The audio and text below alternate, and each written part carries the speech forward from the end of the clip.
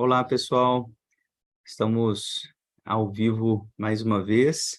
Eu e o professor Rafael Silva.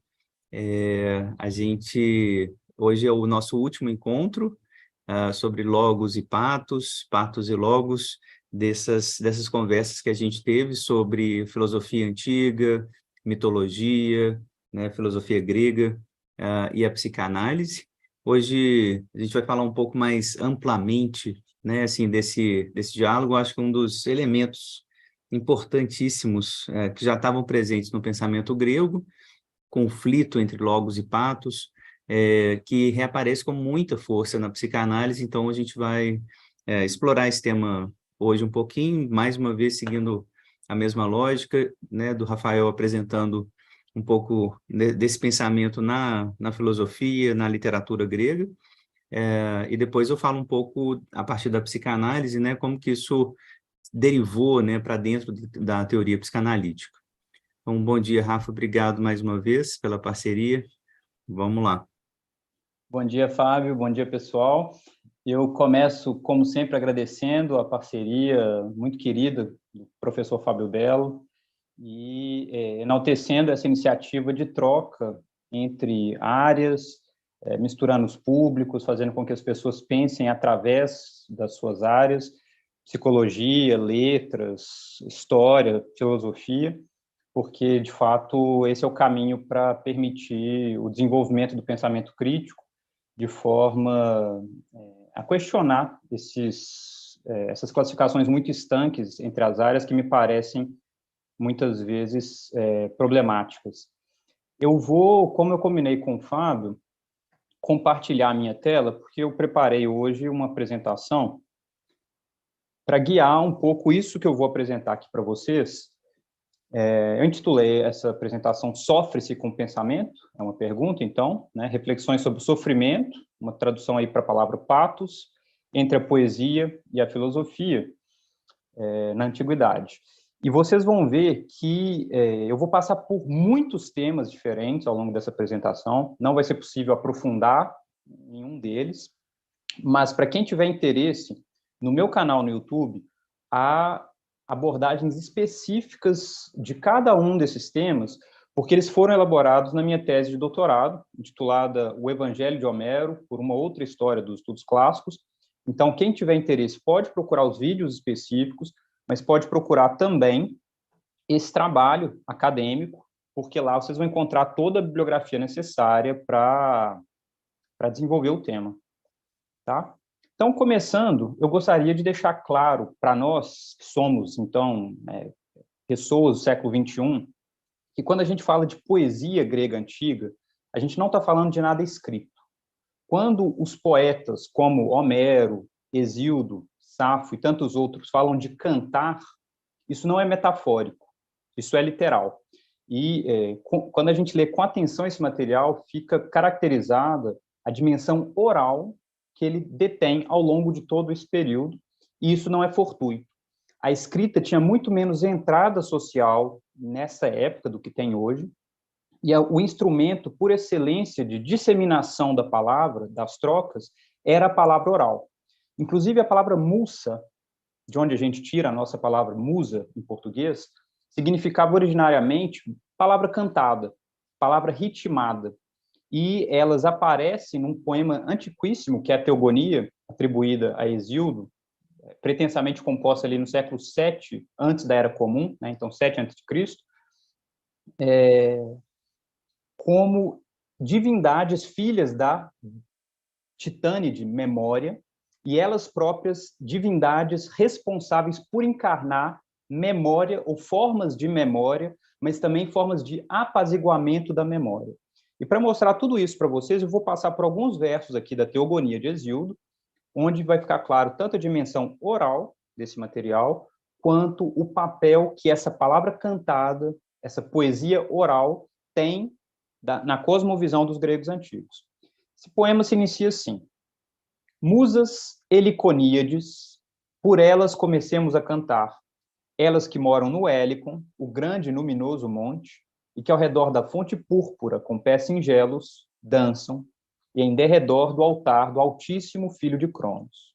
Então, vejam, o poema começa com essa invocação das musas, do Helicon, um monte que fica na Grécia, e com uma cena em que elas dançam.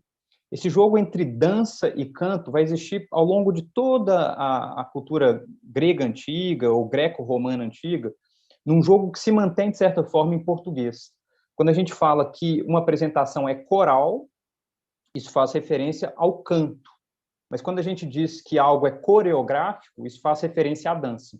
Porque choros, em grego, significa um coral que dança. Tá? Então, quando a gente estiver falando aqui sobre canto, isso, de modo geral, vem acompanhado com algum tipo de performance do corpo também. E logo na sequência daquela passagem que a gente acaba de ler, Hesíodo vai descrever uma cena em que ele é, de alguma forma, introduzido a essa arte do canto pelas musas. É uma cena famosa de inspiração do canto, em que ele diz: certa vez ensinaram a Hesíodo a arte bela de cantar, enquanto, sob o Helicon divino, ovelhas pastoravam. E esta história, primeirissimamente, as deusas me contaram, estas filhas de Zeus, o porta-escudo, musas olímpicas. E aqui entra um discurso direto das musas: pastores broncos, vis-vergonhas, ventre só, sabemos relatar muitas mentiras verossímeis, sabemos, se queremos, as verdades entoar. O que ele diz aí na sequência não nos interessa diretamente, mas é basicamente uma reivindicação do seu canto como um canto inspirado por essas musas. Mas é muito interessante o que essas divindades dizem aqui em discurso direto, porque elas não reivindicam falar apenas verdades. Elas podem inspirar mentiras que sejam verossímeis, ou seja, que tenham a aparência de verdades, mas elas, quando querem, sabem inspirar verdades de fato. E isso é muito interessante, porque coloca uma dúvida desde o início. A poesia, ela é da ordem da verdade revelada, ou ela pode trabalhar com ficções, né, com invenções, que deem a ver algo diverso dessa verdade revelada. Isso está tematizado desde o início por esse poema de Hesíodo, e pouco depois, explicitando, de certa forma, como essas musas operam, vejam o que o narrador vai contar, ainda na Teogonia. As musas, com o pai Cronida, que é Zeus, unida, na Piéria pariu. Quem pariu? A memória. Essa divindade chamada Mnemosyne. Então, a memória pariu, unida com Zeus, as musas, regendo nas colinas de Eleutéria. E aí vejam o que vem como aposto das musas: desmemória dos males e alívio das penas. A palavra desmemória é estranha em português, mas ela tenta replicar um jogo que está no grego, em que mnemosyne, a palavra para memória, e que é o nome dessa divindade, replica, de certa forma, o que aparece no verso seguinte, que é leesmosynen. Então, vejam uma proximidade sonora: mnemosyne, leesmosyne. E o poeta está jogando com isso, dizendo que as filhas de memória, essas musas, são elas responsáveis por uma certa forma de esquecimento, por uma certa forma de alívio dos males. E isso aponta para a dimensão terapêutica do canto, já concebido nesses termos por um autor tão antigo quanto Hesíodo. Algo muito análogo vai aparecer nos poemas homéricos, quando, por exemplo, no canto 9 da Ilíada, a gente tem uma cena em que uma embaixada de aqueus vai visitar Aquiles, ele está retirado das batalhas, né, furioso com o comportamento do chefe em armas, que é Agamenon, e quando a embaixada está para chegar na tenda de Aquiles, o narrador compartilha a seguinte descrição de cena: chegaram às naus e às tendas dos Mirmidões e encontraram a Aquiles, a deleitar-se com a lira de límpido som, bela e bem trabalhada, cuja armação era de prata. Lira que arrebatara depois de destruir a cidade de Ésion. Com ela deleitava o seu coração, cantando os feitos gloriosos dos homens. E só Pátroclo estava sentado à sua frente, ouvindo em silêncio, à espera de que o Eácida parasse de cantar. Então, vejam, é uma cena em que Aquiles ainda está furioso com os seus companheiros de armas, mas retirado dos combates, ele consegue encontrar algum prazer na prática do canto, uma prática que evoca a lembrança desses feitos gloriosos dos homens no passado. Haveria muitas outras coisas a explorar aqui, como essa referência à lira, uma lira que ele tomou enquanto participava de uma batalha ele mesmo, mas, como eu disse, a ideia é simplesmente mostrar algumas tendências de reflexão sobre as afecções dentro da poesia e do que vai ser, então, uma corrente que vai, pouco a pouco, se contrapor à poesia, que é o surgimento do pensamento filosófico. Por enquanto, a gente ainda se encontra no âmbito da poesia chamada isométrica datílica, que é a poesia épica, e na Odisseia a gente tem a mesma ideia de que o canto desperta as emoções. Pode despertar prazer, como acabamos de ver com Aquiles, mas pode também despertar o choro, despertar a dor. E vejam como isso é descrito na Odisseia, quando Odisseu, lá na corte dos Feacios, no final do canto 8, ouvindo uma performance do Aedo Demódoco, lembra daquilo que aconteceu e que ele viveu no final da Guerra de Troia, porque esse é o tema da canção de Demódoco nesse momento. E o narrador diz o seguinte: foi este o canto do celebérrimo Aedo, mas Odisseu derretia-se a chorar. Das pálpebras as lágrimas umedeciam-lhe o rosto, tal como chora a mulher que se atira sobre o marido, que tombou à frente da cidade e do seu povo, no esforço de afastar da cidadela e dos filhos o dia impiedoso. E ao vê-lo morrer, arfante com falta de ar, a ele se agarra, gritando em voz alta, enquanto atrás dela os inimigos lhe batem com as lanças nas costas e nos ombros, para arrastar para o cativeiro, onde terá trabalhos e dores, e onde lhe murchar as faces com o pior dos sofrimentos. Assim Odisseu deixava cair dos olhos um choro confrangedor. Vejam que esse é um símile, então uma comparação longuíssima, para descrever como Odisseu, já seguro, já muitos anos depois dessa guerra, é tocado a tal ponto que o seu choro evoca, né, no poeta, narrador, mas para nós, enquanto público, a imagem de uma mulher que se torna viúva, vítima de uma guerra, e que vislumbra toda a destruição da sua vida futura. E esse símile é interessantíssimo porque ele projeta Odisseu no lugar da vítima. Ele que, de certa forma, pode ser representado como o algoz dos troianos. Então, a poesia joga aqui com uma ideia de que essas noções de algoz e vítima, no âmbito da guerra, podem ser muito mais complexas do que uma distinção muito estanque, e isso, né, Odisseu sofre pela mera lembrança, pela mera evocação dessas memórias durante uma performance de canto. Tá? Eu não vou ler aqui a réplica dele, né, o que acontece na sequência, mas é muito interessante para nós que ele vai basicamente dizer, olha, eu estou chorando porque eu me lembrei de acontecimentos passados, mas isso não é demérito nenhum do cantor, porque não há nada mais belo do que um lugar em que seja possível se alimentar bem durante um banquete e ouvir um aedo que cante de forma afinada, né, que cante de forma ajustada.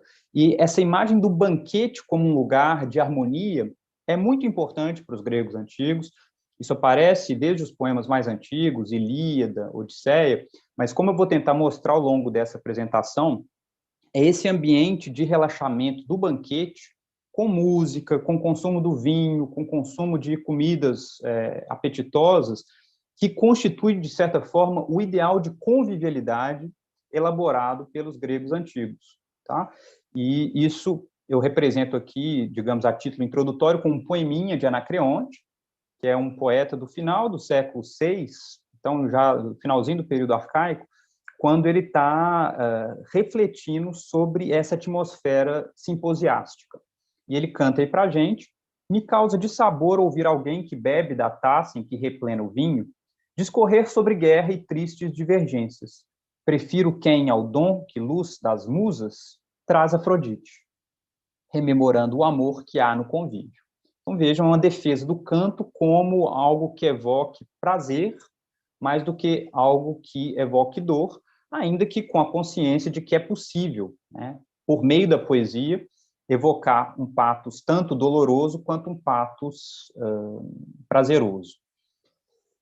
Mas, por volta desse mesmo período, a gente passa a ver as primeiras críticas à ideia do poeta como alguém que seja mais do que simples evocador dessas afecções, dessas emoções, como alguém que também seja capaz de conhecer verdades. E, pouco a pouco, a gente vai ter questionamentos cada vez mais radicais, tanto da pretensão de conhecimento por meio da poesia, quanto do que pode haver de terapêutico nesse processo de evocação das emoções. Xenófanes, nesse mesmo período, então, final do século VI, compondo versos hexamétricos, então, da mesma forma que o narrador da Odisseia, da Ilíada, da Teogonia, vai dizer o seguinte: tanto Homero quanto Hesíodo atribuíram aos deuses tudo aquilo que entre os seres humanos é infame e vergonha: roubar, raptar e enganar mutuamente. Outros fragmentos desse poeta pensador indicam que a crítica que ele faz a Homero e Hesíodo é com base numa noção muito elevada do que deve ser a divindade. Divindades não devem ser representadas de forma mesquinha, né, se importando com questões comezinhas, com sentimentos vis, de forma alguma. Então, ele recrimina os poetas por essa representação. Heráclito, pouco tempo depois, compondo mais ou menos lá na mesma região em que Xenófanes viveu, provavelmente já numa obra por escrito, e aí a referência que eu fiz, né, a Xenófanes como compondo versos, é importante porque é provável que essa era uma performance oral. A de Heráclito pode ter sido oral, mas certamente se apoiou no escrito, e vocês vão ver que isso não é indiferente para a nossa questão aqui, porque parece que essa transferência da palavra cantada oralmente, compartilhada em público, para uma palavra que se coloca por escrito e começa a ser transmitida por uma leitura, então desvinculando quem fala do momento em que a pessoa recebe, vai ter implicações tanto para a concepção que os gregos antigos tinham de poesia, quanto para o desenvolvimento de um pensamento cada vez mais crítico com relação a essa poesia. Então, o fato de que Heráclito provavelmente tenha escrito essa obra e a depositado num templo de Ártemis, lá em Éfeso, é importante. Vejam o teor das críticas que ele faz à tradição poética.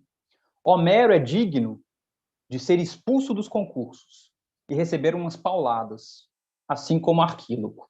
E tem um jogo que em grego é mais forte, em que esse começo, Homero é digno, parece sugerir a princípio que ele vai fazer um elogio, mas logo depois ele continua, é digno de ser expulso, de receber umas pauladas.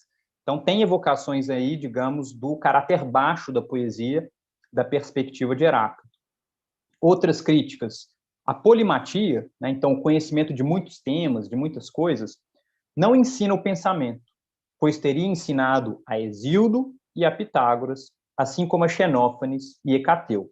Então vejam que para Heráclito, mesmo Xenófanes, como eu disse para vocês, um poeta pensador, crítico, seria aí digno de censura por compartilhar com Hesíodo, Pitágoras, Hecateu e outros essa mania de querer falar sobre tudo sem compreender nada com profundidade. Então, a gente começa a ver aqui no final do século VI, início do século V, né, quando tem início o período clássico, críticas muito contundentes à tradição poética. Porém, esse mesmo período vai conhecer, dentro dessa tradição de pensamento que a gente pode dizer mais afim à prosa, mais afim ao discurso do logos, e aí a palavra começa, nesse período, a ser cada vez mais usada com o sentido de pensamento, raciocínio, discurso lógico, também pensadores refletindo sobre a poesia, não numa chave de competição, numa chave de censura, mas tentando compreendê-la nos seus próprios mecanismos. E isso fica exemplarmente demonstrado aqui nessa passagem de Górgias, um pensador muito interessante. Eu sempre incentivo que as pessoas leiam esse elogio a Helena, uma obra fundamental. Eu destaco aqui os parágrafos 8 e 9, vejam a profundidade que esse camarada alcança. Ele diz: se, porém, ele está falando aí do rapto de Helena, fazendo, portanto, uma espécie de defesa de Helena, dizendo que, olha, ou ela foi raptada à força, ou ela foi convencida da perspectiva do seu logos, então ela foi violentada por uma persuasão muito forte, ou ela foi arrebatada por Afrodite. Em todo caso, ela não é culpada pelo rapto, a culpa é de outra pessoa, ela é vítima nessa situação. Então, ele está fazendo, no final das contas, uma espécie de defesa de Helena. E aí ele diz o seguinte: se, porém, foi o discurso, e a palavra aqui é logos, se, porém, foi o logos o que persuadiu e enganou a alma, psique, vejam lá, não é difícil defender-se disso e absolver-se da acusação como se segue. Um discurso é um grande senhor que, por meio do menor e mais inaparente corpo, leva a cabo as obras mais divinas, pois é capaz de fazer cessar o medo, phobos, retirar a dor, produzir a alegria e fazer crescer a compaixão. Que estas coisas são assim, demonstrarei. Então, ele delimita aí a capacidade do logos de produzir afecções diversas. É preciso, porém, também por meio da opinião, expor aos que estão ouvindo. Toda poesia, tanto julgo quanto nomeio, um discurso que tem metro, pela qual vem aos ouvintes um tremor que rodeia o medo, uma compaixão que abunda em lágrimas e uma saudade que se compraz no lamento. Então, vejam, medo, compaixão, saudade ou desejo. Tudo isso é evocável por meio do logos. Diante de coisas alheias, dos feitos e dos corpos, com boas sortes e reveses, uma certa afecção particular, a palavra é páthema, né, derivada de pathos, por meio dos discursos, a alma experimenta. Então, a gente tem aqui delimitado muito claramente a compreensão de que o logos pode ser um veículo de afecção da alma, que é basicamente, na minha perspectiva, como os poetas tenderam a compreender aquilo que eles faziam. Uma atividade que tem certos propósitos, cujos objetivos principais é a afecção do público, mas não que essa seja uma atividade irracional, de forma alguma. Aqui é preciso lembrar ainda que, nesse período, apesar das críticas que eventualmente sofressem, os poetas continuavam a reivindicar a sua função de ensinar as pessoas, de revelar as verdades e de tratar dos seus afetos, de certa forma. Então, eu cito dois exemplos, um retirado lá da Antígona, de Sófocles, em que, depois de toda a ação da peça, né, todo o sofrimento, tanto de Antígona, que teima em enterrar o irmão, mesmo às expensas da própria vida, quanto os sofrimentos de Creonte, que teima em condenar a sobrinha, mesmo às expensas do próprio governo, da própria família, a gente tem a seguinte reflexão do coro. O coro diz aí, mostrando que o sofrimento, o pathos, pode ser uma forma de aprendizado. Isso é muito claro nessas palavras. Refletir é, de longe, o primeiro princípio da felicidade e cumpre em nada agir impiedosamente com os deuses. São lições aí de piedade tradicional. Aqui vem o que me interessa. Discursos altaneiros, ou seja, discursos orgulhosos, de homens arrogantes, encontrando paga em grandes golpes, na velhice ensinam a refletir. Então, pode levar muito tempo, mas o orgulho, quando é punido, leva à compreensão do porquê ele é punido.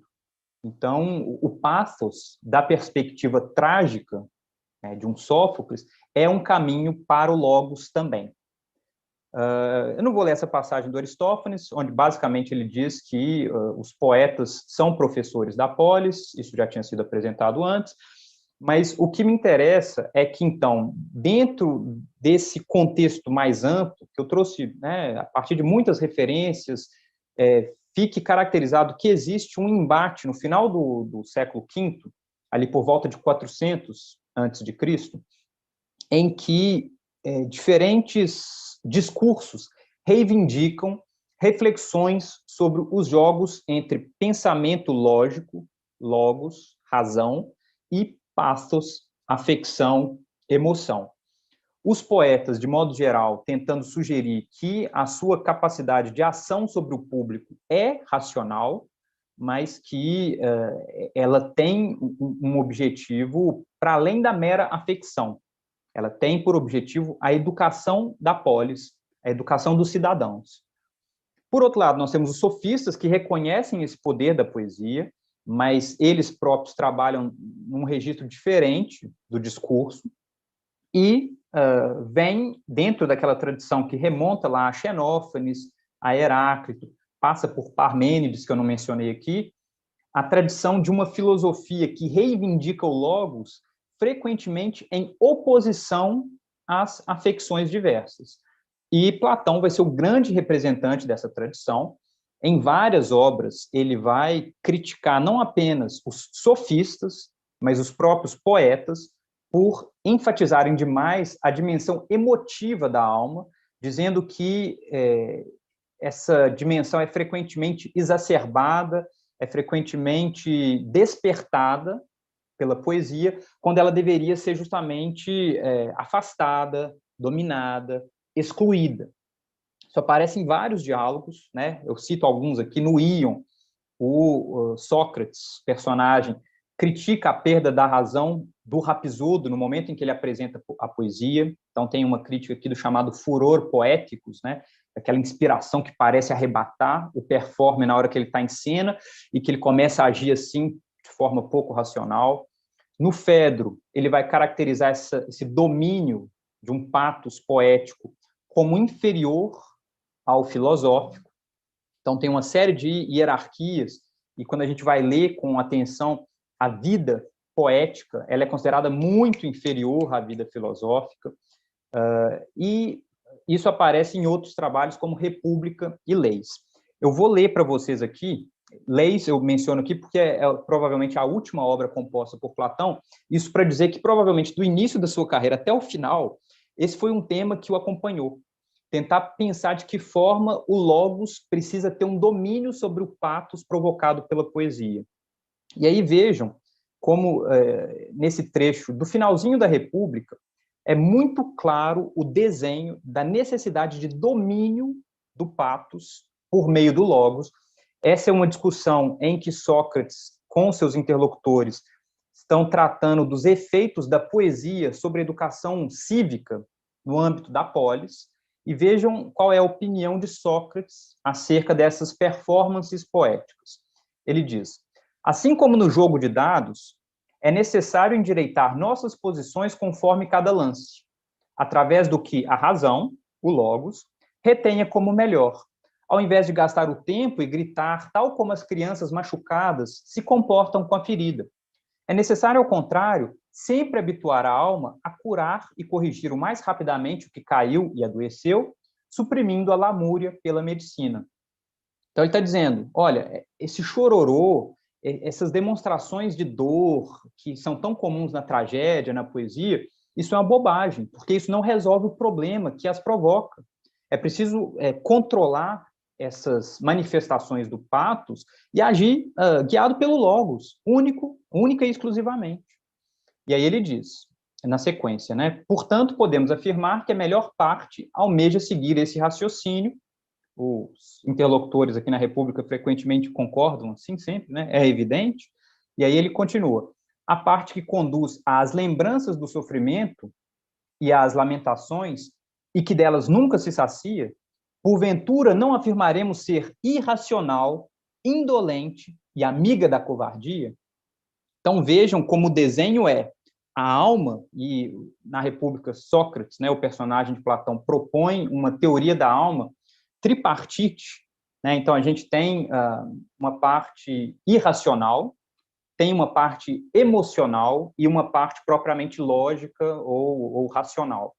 Mas nesse momento da discussão ele começa a trabalhar com uma divisão bipartite da alma, em que a dimensão racional se opõe às outras duas, que são simplesmente irracionais.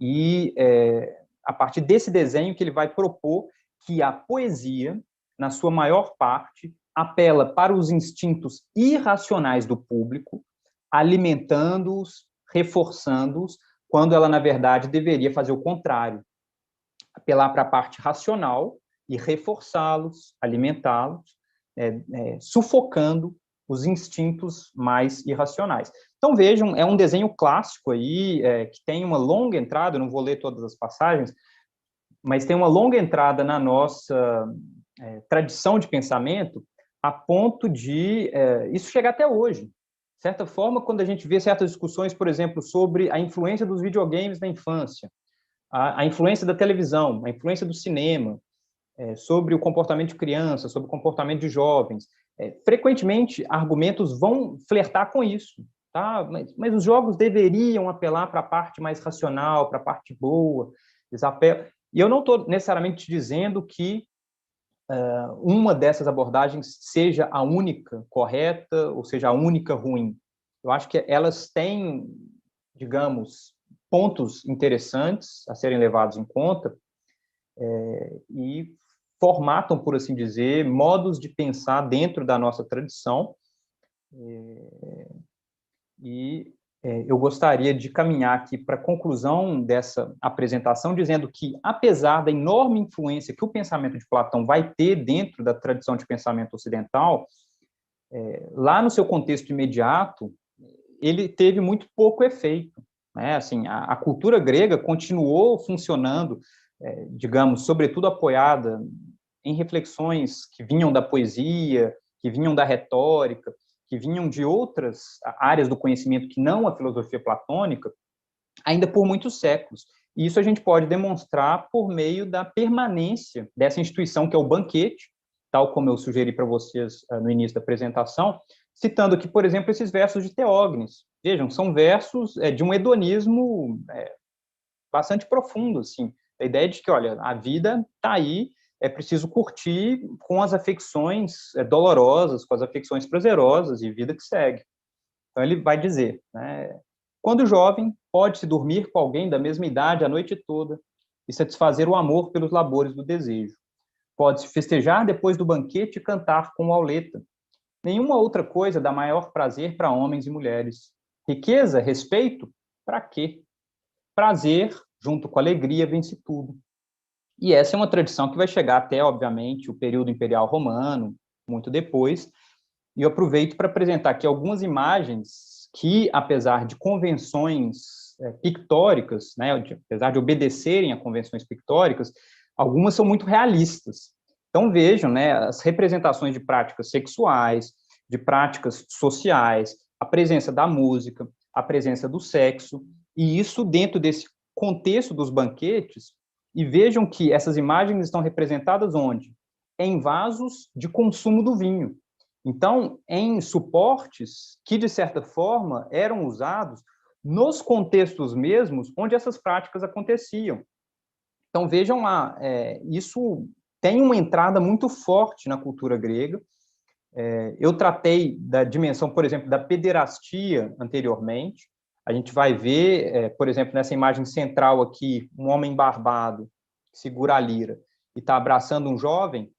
Isso é a representação da pederastia. Então, um homem adulto com um jovem ainda sem barba, vivendo ali, por um lado, uma introdução nessa vida adulta, por outro, uma série de trocas da ordem do prazer mesmo.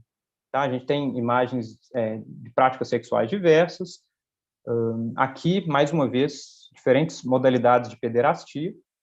E eu coloco essas imagens para dizer para vocês, tá, diante disso, como entender uma obra como O Banquete de Platão?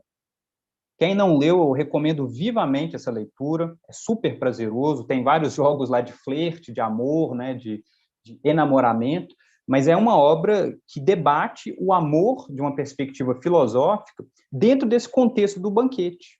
Então, ali a gente vê Platão, o pensador, negociando com essa cultura do prazer, com essa cultura da afecção, do patos, tentando encontrar termos comuns com ela.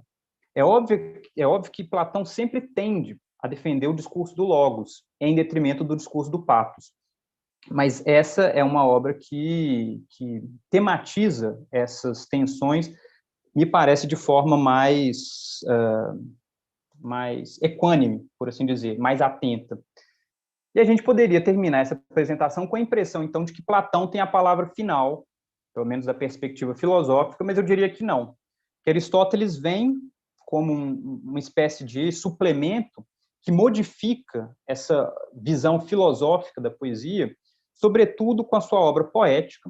Eu não vou entrar aqui em detalhes, tá? Quem tiver interesse, como eu disse, há mais de um vídeo lá no meu canal sobre esse tema, mas me interessa destacar essa passagem super célebre da poética, onde Aristóteles vai definir a tragédia, e os estudiosos dizem que essa definição vale também para a epopeia, vale para as diferentes formas de poesia séria que ele define. Vejam quando ele diz: falemos agora sobre a tragédia, retomando dela, a partir do que foi dito, a definição de sua essência. É, pois, a tragédia a mimese, então, a imitação, de uma ação séria, completa e de certa extensão, em linguagem ornamentada, com cada espécie de ornamento distribuído em suas partes, sendo executada por meio de agentes que dramatizam, e não de uma narração. Então, isso aqui é específico do drama, e aqui vem a parte que me importa, né, que me interessa. Capaz de levar, por meio de compaixão e temor, Hélios e Fobos, a acatar-se de tais emoções. Vejam que a palavra que aparece ali é patêmata, mais uma vez derivada da palavra patos. Todo esse vocabulário é muito tirado daquilo que a gente viu com Górgias, lá no elogio a Helena, e demonstra um interesse por parte de Aristóteles de refletir sobre a poesia como aquilo que afeta o público e que afeta não necessariamente de forma negativa, porque ele vai tentar ver no efeito da tragédia algo que tem uma dimensão pedagógica, que tem uma dimensão propedêutica, tá? Essa é uma tese disputada, nem todo mundo concorda com isso, mas, a meu ver, o que Aristóteles faz aqui é basicamente defender que um filósofo não precisa escrever diálogos, como Platão fazia. Isso é papel dos poetas. Os poetas conseguem mover e comover por meio das suas mimeses, né, dos seus mimemas, das suas representações.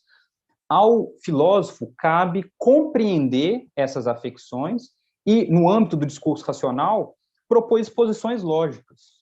Então, me parece que Aristóteles reconhece que a função da poesia é uma, a função da filosofia é outra, elas não competem, e ele vai estabelecer uma série de regras para que a poesia consiga afetar de forma efetiva o público.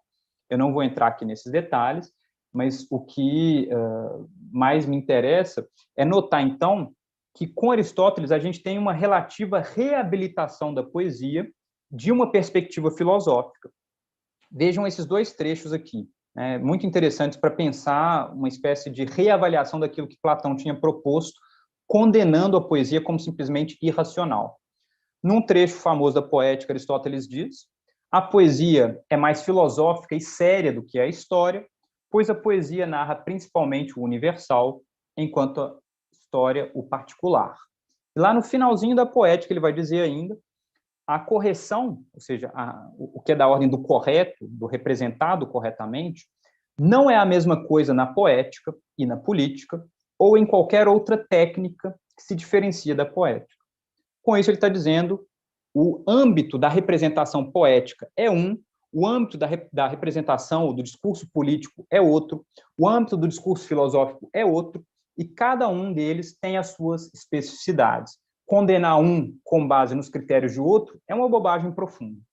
Então, vejam, me parece muito claramente uma resposta a Platão, e é com isso que eu concluo essa apresentação, tentando propor aqui uma série de questionamentos que a gente pode tratar na sequência, né, com intervenções do público, se o público quiser escrever no chat, conversando com o Fábio Belo. Fica a pergunta para nós: e daí? Na tradição socrático-platônica, então essa que vem de Platão, ocorre o aprofundamento da cisão entre, por um lado, poesia e retórica, como evocadoras de patos, e, por outro lado, filosofia, como representante do logos. Isso vai, de fato, se aprofundar cada vez mais. Outras correntes filosóficas, voltadas para o cuidado de si, sobretudo o estoicismo, investigam relações possíveis entre patos e logos, tentando muitas vezes não simplesmente suprimir o patos por meio do logos, mas compreender como essas categorias se interpenetram, se intercondicionam. O cristianismo, aqui já é uma leitura nietzschiana, assim, super extemporânea, né? Eu estou introduzindo isso de forma quase como uma tese. O cristianismo faz do patos um dos caminhos para a revelação do logos. E aqui, obviamente, tem um jogo, né? Paixão de Cristo, em grego, se diz patos mesmo. E é a paixão de Cristo, que da perspectiva cristã, vai ser a revelação do logos, tal como está dito lá no início do evangelho de Mateus, né? En arche e en ho logos. No início era o logos.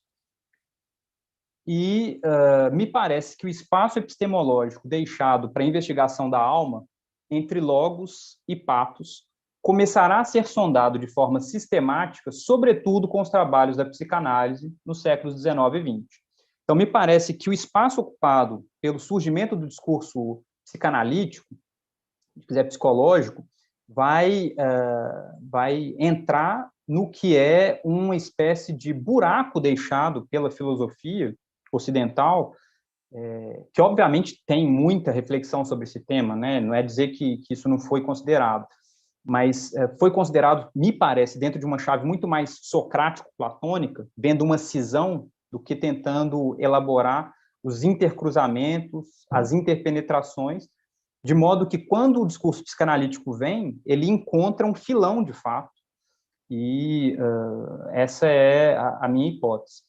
Aqui eu termino com essa provocação, né? Então, a gente poderia considerar, talvez, que o poeta, à luz das exposições que eu fiz lá, desde Hesíodo, Homero e outros, usaria o logos, ou seja, a razão, o discurso racional, para despertar no seu público o pathos. Essa me parece ser a tese de Aristóteles, com a qual eu estou de acordo, e que a gente pode discutir, porque me parece um tema interessante para debate, né? Ver esse jogo entre logos e patos nas artes diversas. Poesia como representante das outras, mas a gente poderia pensar aqui na pintura, no cinema, atualmente nas séries, né, etc. Então, obrigado pela participação, né, pela paciência de vocês aí de me tolerar. A minha bibliografia, como eu disse lá no início da apresentação, está na minha tese. Então, quem tiver interesse em alguma coisa que tenha aparecido aqui, é só procurar por lá, dar um Ctrl F, vocês encontram isso sem dificuldade. Tá? Eu vou tentar parar de compartilhar a tela. Isso. Deixa eu ver. Deu certinho. Deu, né? Perfeito. Deu. Obrigado. Obrigado, então, Fábio. Muito maravilhoso, Rafael. Assim, eu fico aqui babando, ouvindo aqui, aprendendo, tentando anotar o máximo possível. Tem muitas referências, é muito gostoso de te ouvir, excelente mesmo. E tem tanta coisa possível, né, diálogo, assim, o que eu fico imaginando, né, o Freud, certamente, né, ele teve uma educação clássica, né, em Viena, ele leu os gregos, né, assim, é muito provável, né, que ele tenha lido os gregos, inclusive em grego, né, então, certamente tem coisinhas que vão aparecendo o tempo todo, né, a ideia de catarse, por exemplo, separei 7 pontos, assim, para pensar nessa relação, né, entre logos e patos a partir da psicanálise, e aí vou tentando retomar algumas coisas que você trouxe que eu acho que são evidentes, assim, nisso que vai aparecendo no pensamento do Freud, né? Mas o primeiro ponto é a catarse mesmo, né? Assim, o primeiro termo, né, aparentemente, né, assim, que a gente pode derivar dessa discussão entre logos e patos é a catarse. Freud vai recuperar esse termo já nos estudos sobre histeria, né? Ou seja, um texto no limite do que a gente está chamando de pré-psicanalítico, né? Ainda não é psicanálise propriamente dito, o método da livre associação não está todo montado, mas acontece já claramente aparecem já claramente ideias como catarse, abreação, né? Aparece a ideia de que o sujeito está tomado por um sofrimento, tomado pelo patos, e que o discurso, o logoi, né, esses discursos vão libertar essas pessoas. Já aí, já fica evidente que o discurso sozinho não basta. Não basta ler sobre o sofrimento, não basta escrever sobre o sofrimento, não basta falar sobre o sofrimento. Você tem que falar de tal maneira que você reviva esses afetos estrangulados, né, no corpo, na alma, e que eles encontrem uma saída representacional que até então não tinham. A histérica vai ser a patologia clássica nesse primeiro momento, porque fica evidente que o patos está no lugar errado, o patos está no corpo, ele aparece em outro lugar, né? O sofrimento aparece em outro lugar que não justamente o discurso representativo, o choro, o afeto, né, representado. Então, o afeto representado é aquilo que a gente busca por meio da palavra, por meio da associação livre que vai ser colocada como método alguns anos depois. Mas aqui aparece a histérica, entortada, torta pelo patos, torta pelo sofrimento, e sem conseguir dizer. Quando ela consegue dizer, e aí a gente deve muito a Berta Pappenheim e outras mulheres magníficas do início do século XX, né, final do XIX, a Ana O, né, a Berta Pappenheim, que vai dizer, silêncio, eu estou falando, né? Vai pedir para o Freud calar a boca, vai pedir para o Breuer calar a boca, né? Cala a boca, eu preciso falar, eu preciso despejar o que tem aqui. Isso que eu estou fazendo é uma chimney sweeping, né? A Ana Ott, num determinado momento do sintoma dela, ela não conseguia falar em alemão e só falava em inglês, né? Chimney sweeping. Então ela falava, não, isso aqui é uma limpeza de chaminé. É isso que eu faço. Cala a boca, deixa eu falar. E aí o Freud foi entendendo isso, que era... Ele não precisava mais hipnotizar as pessoas. A hipnose era um método interessante, um método que a gente usa, inclusive, até hoje, no campo da psicoterapia, não a psicanálise, né, mas a psicoterapia, mas não é o método mais do Freud. O Freud vai abandonando a hipnose porque ele percebe, não sou eu que tenho que dizer, é ela que tem que dizer, é ela que tem que deixar vir pelos seus próprios encaminhamentos o que faz ela sofrer, qual é o afeto que ficou engastalhado ali, preso ali, né? Então, primeiro momento, catarse, né, articula fortemente logos e patos no pensamento freudiano. E a ideia de catarse nunca vai desaparecer da lógica clínica do Freud e da psicanálise, nunca. Então, ainda e sempre, a gente vai ver um desenvolvimento dessa noção, dessa ideia, que vai reaparecer muito mais tarde na ideia de Durcharbeitung, né, de perlaboração, um trabalho por meio da palavra, um trabalho do afeto por meio da palavra, né? Então, a ideia da Durcharbeitung, da perlaboração, é, na minha leitura, a continuidade disso que vai desaparecendo enquanto termo visível, catarse, né? Isso vai desaparecendo da obra do Freud, mas a ideia continua. A ideia de que eu preciso representar o afeto, eu preciso falar do afeto. E é isso que reaparece um pouquinho depois no termo perlaboração, Durcharbeitung. Então, primeiro ponto, o método clínico está baseado nisso que o Rafael apontou ali como práticas do cuidado de si, né, que o Foucault vai elaborar muito bem, de forma muito didática, no último curso dele, a hermenêutica do sujeito. Então, minha tese que eu tenho sustentado há muito tempo, a história da psicoterapia, tem a sua genealogia nessas práticas do cuidado de si, que começam com os gregos.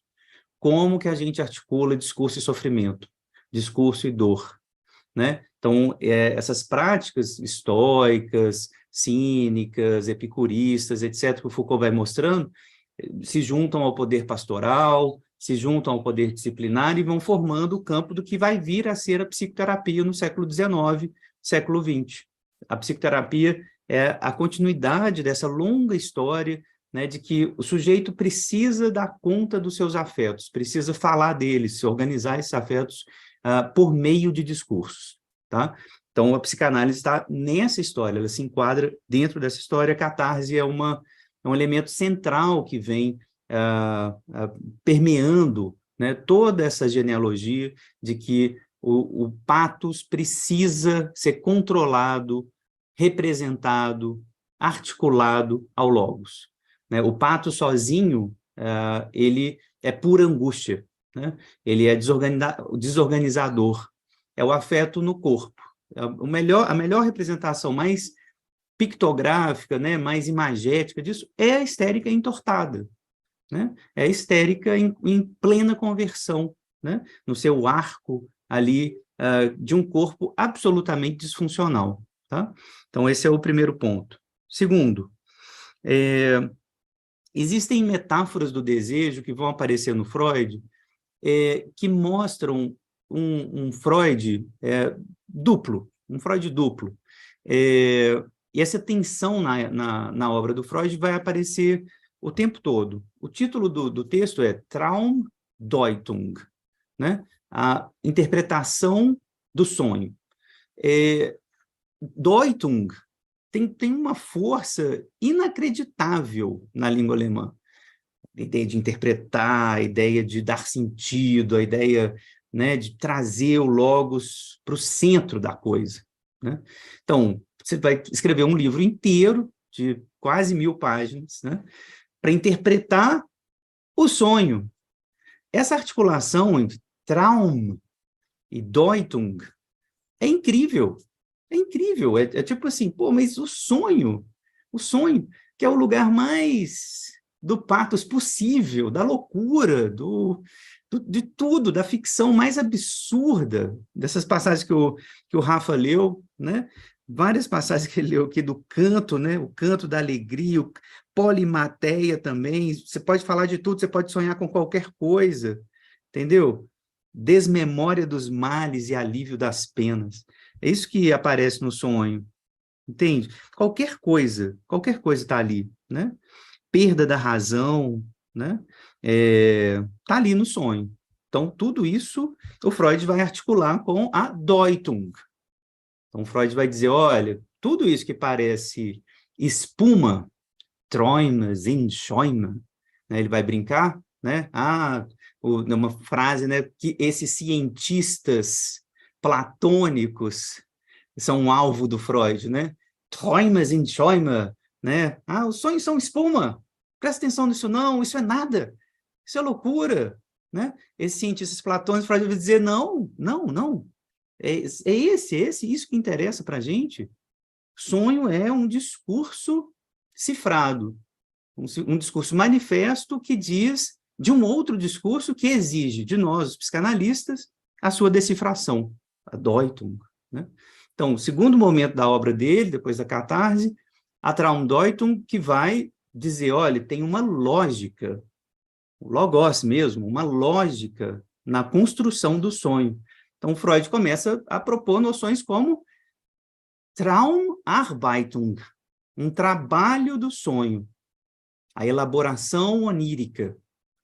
O sonho não é feito pela musa, ele não aparece do nada, não é do nada, ele é fruto de um trabalho, essa noção que é absolutamente central na obra do Freud, Arbeitung, né? O trabalho vai o tempo inteiro aparecer, trabalho, a elaboração, né? Perlaboração, Durcharbeitung, trabalho do luto, né? Trabalho do sonho, né? O tempo todo Freud está falando do trabalho, o aparelho psíquico trabalha, né? Trabalho do sonho, então, é a articulação entre isso que é... Então, qual que é o trabalho do aparelho psíquico? Transformar o pathos em logos, né? E é isso que ele vai, então, dizer na interpretação dos sonhos. Então, de um lado, logos, Deutung, interpretação, do outro, o afeto, o desejo. O desejo já aparece aqui no Freud, na interpretação dos sonhos, livro de 1899, publicado em 1900, já aqui, no limiar, né, da passagem do 19 para o 20, o desejo aparece já como algo absolutamente irrepresentável, fora do campo do logos. Então, você tem várias metáforas nesse livro, capítulo 7 em especial, o último capítulo da Traumdeutung, no qual o Freud vai dizer o sonho é o irrepresentável, o desejo é o irrepresentável. Então, a metáfora do umbigo do cogumelo, a metáfora do dentista estrangeiro, a metáfora do capitalista, né? A metáfora do cogumelo e o seu micélio. Várias metáforas que estão dizendo o sonho, não, o desejo não se representa ele mesmo, mas ele usa sempre um representante discursivo. Ficar só com essa metáfora do umbigo e do cogumelo, tem um vídeo lá no meu canal sobre isso, então vejam. O Freud vai dizer, no final da Deutung, no final da interpretação, a gente chega no umbigo do sonho, um lugar desconhecido. A gente admite, a gente não dá conta de falar de tudo do sonho, a gente admite. Ele brota de um lugar absolutamente desconhecido, o umbigo dos sonhos. É daí que o sonho nasce. E aí, metáfora dentro da metáfora, assim como o cogumelo do seu micélio. O micélio, aquela raiz lá de baixo, que ninguém vê, ninguém sabe onde que... Rizoma puro, onde começa, onde termina, onde que ele está, totalmente subterrâneo, é desse micélio que brota o cogumelo, o sonho visível, cuja visibilidade não nos pode enganar. Essa visibilidade do sonho tem que ser decomposta naquilo que a gente precisa reconstruir desse micélio impossível no limite de ser completamente representado, ser completamente colonizado pelo logos. Então, está claro no Freud a distinção entre logos e patos, sofrimento, desejo, e é isso, essa articulação forte que ele está propondo. São dois campos em tensão que precisam ser articulados, né? Articulo isso por meio da palavra, da paciente que está ali sofrendo, articulo isso por meio da Deutung, da interpretação, né, que o analista vai fazer. Segundo ponto. Terceiro, aparecem duas frases na obra do Freud que devem ser lidas em conjunto. Primeira frase, o eu não é o senhor da sua própria casa. Isso vai aparecer lá na dificuldades encontradas no caminho da psicanálise, né? Dificuldades da própria psicanálise. Quais são essas dificuldades? Se aceita porque ela está dizendo isso, nós não somos senhores da nossa própria casa. O patos é quem manda, o desejo é quem manda, né? Então, essa palavra, o Wunsch, né, o desejo, a triba, né, o tribe do Freud, são muito sinônimos, gente. Pulsão, desejo, né, patos, é isso que vai estar nesse campo aqui, que vai fazer com que nós não sejamos senhores da nossa própria casa. O eu não é o senhor da sua própria casa. Então, assim como Copérnico mostrou isso, assim como Darwin mostrou isso, eu estou mostrando isso, diz o Freud. E ele não está sendo pouco modesto, não, está certo, é isso mesmo. Não, estou do lado do Darwin e do Copérnico, eu sou o terceiro golpe narcísico na humanidade. E aí está certo, é isso mesmo. Então, o eu não é o senhor da sua própria casa, terceiro ponto, junto com o quarto ponto, que aparece na obra do Freud, numa conferência importante, onde era o isso, lá deve advir o eu.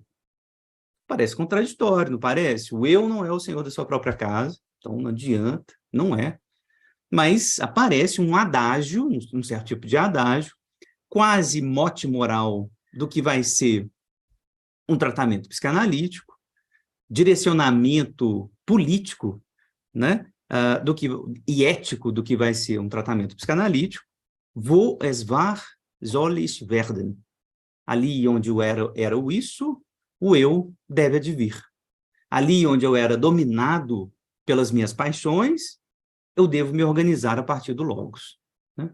Isso é claramente freudiano. Essa força do logos enquanto organizador, enquanto alguma coisa que vai dar sentido para o meu desejo, que vai organizar o meu desejo, isso está presente no pensamento do Freud. Ao mesmo tempo, está também presente um certo irracionalismo, né? Estou dizendo com todas as letras, o eu não é o senhor da sua própria casa. Meu olho vira um órgão sexual. Tem jeito de controlar isso não, diz o Freud. O olho vira um órgão sexual, meu braço vira um órgão sexual. Freud está falando isso desde o estudo sobre histeria. Não adianta você achar que seu braço é seu braço e vai ser seu braço e você vai conseguir virar efetivamente um braço. Não, nunca mais. Depois que ele é colonizado pelo sexual, seu corpo já era. Ele é um órgão sexual, ele funciona como sexual. Ele pode te matar, você pode comer até explodir.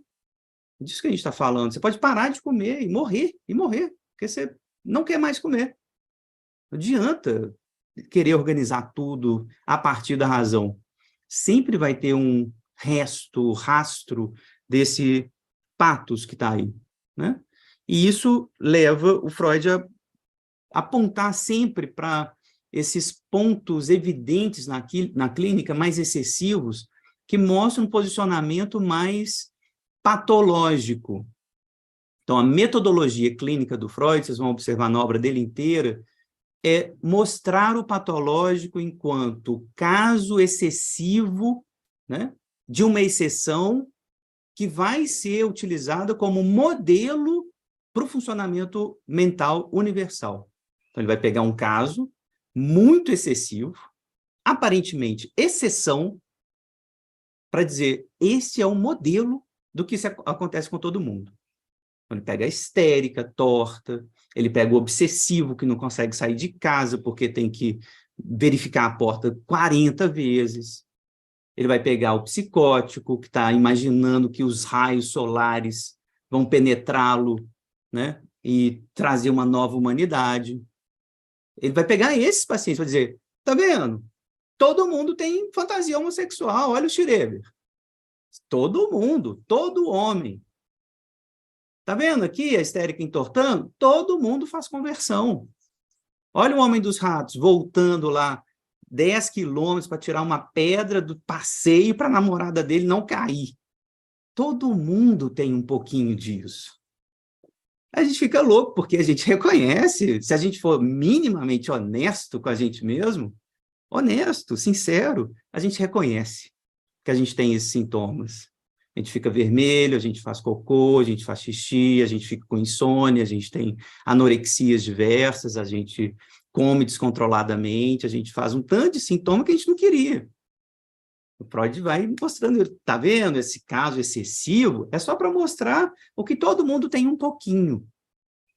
Essa é a lógica do Freud. Então, ele pega esses casos de excesso, e aí tem duas historinhas, ponto 5, ponto 6 aqui, que o Freud sempre lembra, né? Para lembrar, olha, tem um caso do João Sortudo, está numa carta para o Fênix, isso aparece em alguns textos. O João Sortudo, ele estava lá numa situação de trabalho terrível, escravizado, e aí ele ganha uma pepita de ouro e é libertado. E aí ele troca essa pepita de ouro no caminho por um cavalo, né? E aí alguém diz, ah, nossa, que cavalo bonito, troca por um porco, ele troca pelo porco. E aí ele troca por outra coisa, por outra coisa, por outra coisa, e troca por uma pedra no final, e depois ele joga essa pedra no poço e volta para a casa da mãe. Depois vocês leiam essa história, é uma história, acho que é do Anderson. O Freud adora essa historinha para dizer, o sujeito, quando ele está tomado pelo patos, principalmente o masoquismo, e aí o masoquismo vai ser, eu acho, o paradigma do patos, né? Quando ele está tomado pelo patos, ele troca o ouro que ele ganha por um pedaço de pedra para voltar para a casa da mãe. Não adianta ele se libertar da escravidão e estar com o ouro na mão. Ele não sabe o que fazer. Ele não é dominado pelo logos, ele é dominado pelo patos, de querer sofrer, né? De estar ligado ao masoquismo. A mesma coisa dessa historinha que ele vai retomar algumas vezes, do desejo da salsicha, de que um casal finalmente acha uma lâmpada mágica, né? E aí eles têm 3 desejos, né? Direito a 3 desejos. E aí o sujeito sente um cheiro maravilhoso de salsicha do vizinho e pensa, né? E diz, pensando ali, ah, nossa, queria tanto uma salsicha. E aí o gênio, um prato de salsicha. E a mulher, puta, né? Tipo, porra, você gastou um desejo, você podia desejar qualquer coisa por um prato de salsicha. Que uma salsicha esteja no seu nariz. Pluft! E a salsicha vai para o nariz do cara, né? Segundo desejo. Terceiro desejo, nossa, eu queria que essa salsicha saísse do meu nariz. E eles voltam exatamente para o ponto onde eles estavam, né? O Freud adora essa historinha para dizer, o masoquismo está no comando. Não adianta achar que, né, finalmente você vai ter acesso ao seu desejo, poder sobre o seu desejo, e aí você vai se livrar disso, que é o patos, sofrimento mesmo, né? Não vai, não vai. Ele volta. Para o Laplanche, né, a questão não é se a gente vai ser masoquista, mas como? Como? Quais vão ser os encaminhamentos do nosso masoquismo, né? Então, acho que esse é um ponto importante. E o último ponto, por trás, ao lado, na verdade, desse Freud claramente grego, nesse sentido, né, em muitos sentidos, o patos, vou relembrar sempre do patos, vou relembrar sempre da prioridade do irracional. Tem um Freud iluminista, tem claramente um Freud iluminista que vai aparecer principalmente em 2 textos, né? O Futuro de uma Ilusão e a questão de uma Weltanschauung, né? De uma cosmovisão, de uma visão de mundo, né? Então, no Futuro de uma Ilusão, o Freud vai dizer explicitamente, literalmente, o meu Deus é Logos. O Deus Logos vai vencer a luta contra a religião, vai vencer a luta contra a ilusão, né? Então, ele explicitamente, ele vai dizer Deus, o Deus Logos é o Deus da psicanálise. Nessa conferência sobre a Weltanschauung, né, a cosmovisão, a mesma coisa. É toda uma conferência que vai dizer a psicanálise, ela se filia à ciência. O paradigma da psicanálise, a cosmovisão da psicanálise é uma cosmovisão da ciência. A gente é filho de Galileu, a gente é filho de Darwin, é isso que a gente faz ciência contra a religião, contra a arte, contra a filosofia, contra tudo aquilo que não usa o método científico. Então, são textos excepcionais, por assim dizer, na obra do Freud, mas que mostram um racionalismo, um certo tipo de iluminismo que está presente na obra dele também.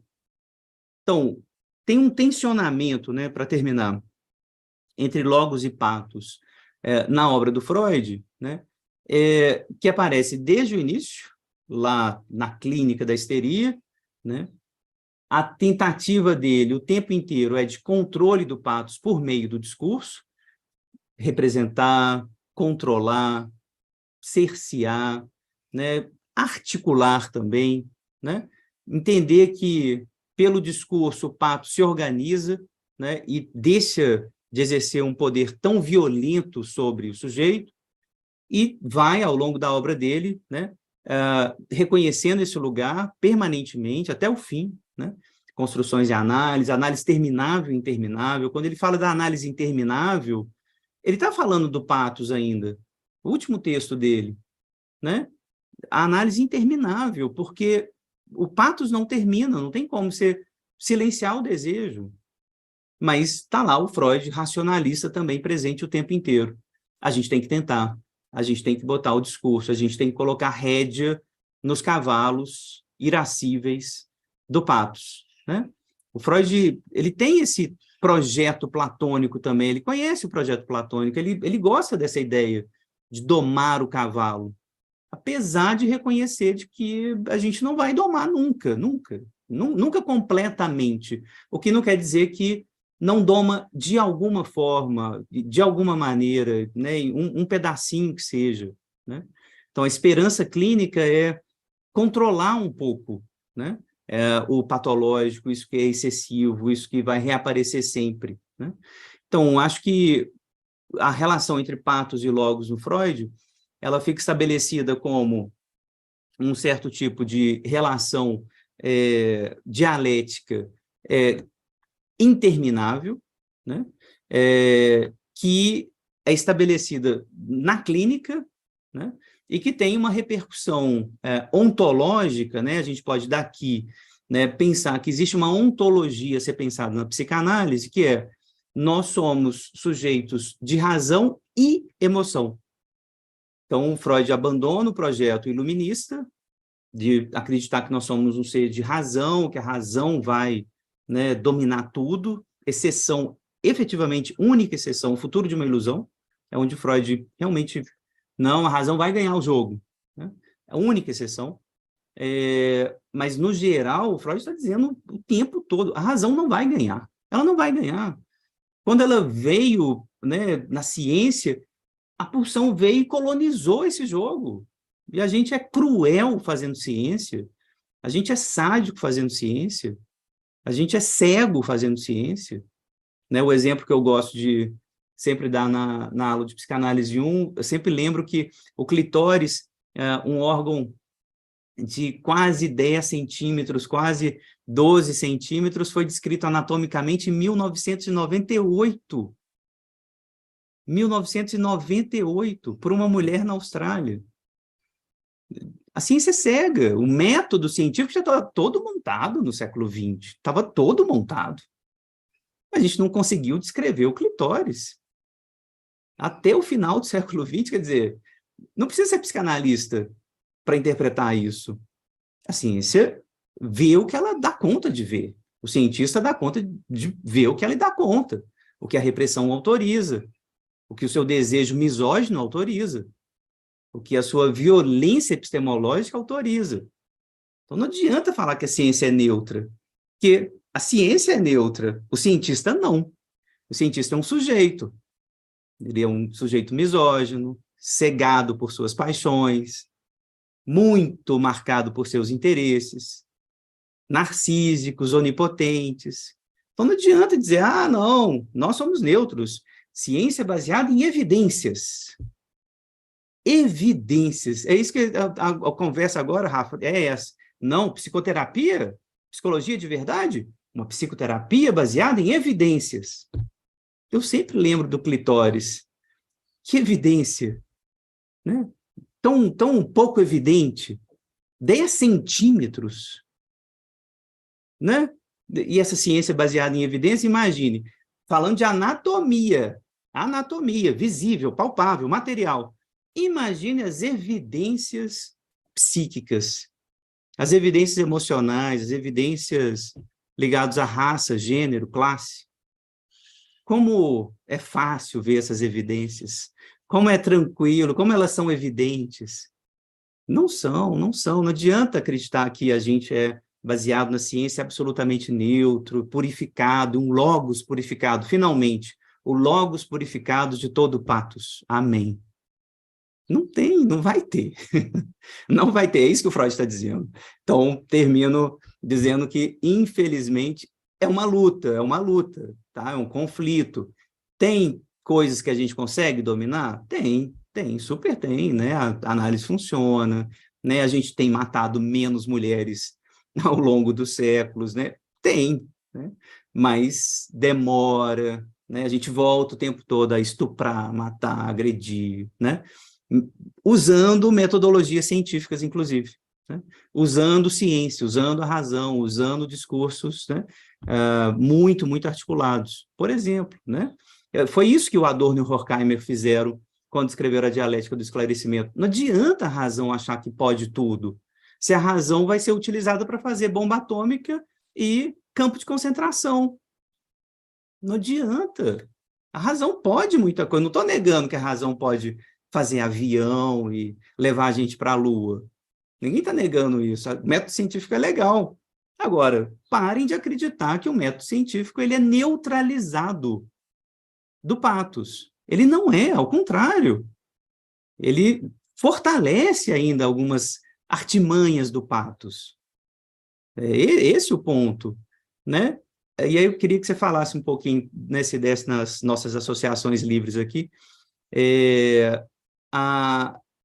o logos, né, ele tem, no mundo grego, alguma coisa que se contrapõe à metis. Eu gosto muito dessa noção da metis, né?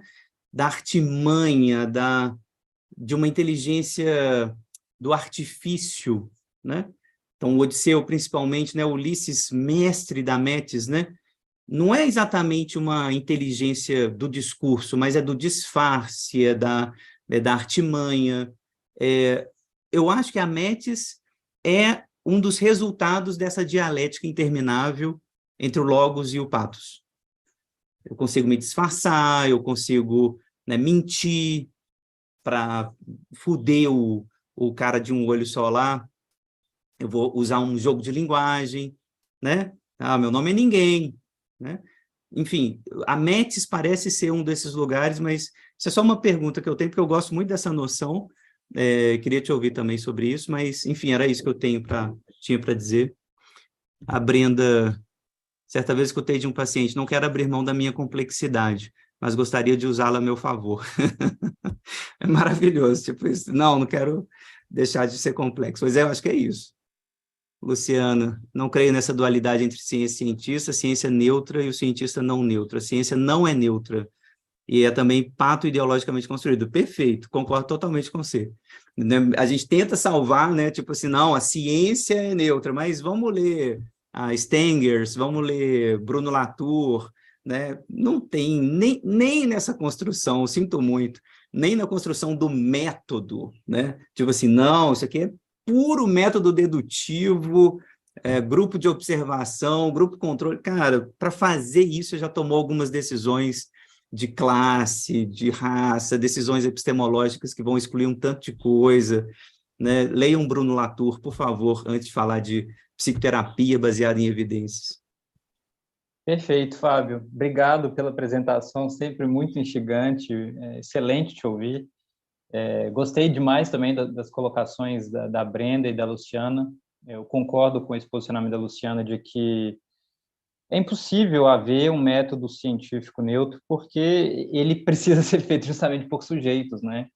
Então, assim, não existe o método em si, sei lá, mesmo se a gente pensar na ciência mais abstrata, a princípio, né, naquela proposta lá do Russell, a geometria, né, pensando, então, uma espécie de origem da geometria, assim, isso pressupõe sujeitos, e eu acho que a geometria sempre serviu de paradigma para pensar essa ciência abstrata, porque certas formas podem ser concebidas como ideais, né, e não é à toa que todo esse arcabouço era fundamental para o próprio Platão. Pensar, então, no que é um modelo de conhecimento seguro a partir das formas, né, em grego, useideia, pensando aí em todo o desenvolvimento posterior do que são, então, essas formas em si, os conceitos e como a realidade seria uma manifestação depauperada dessa realidade ontologicamente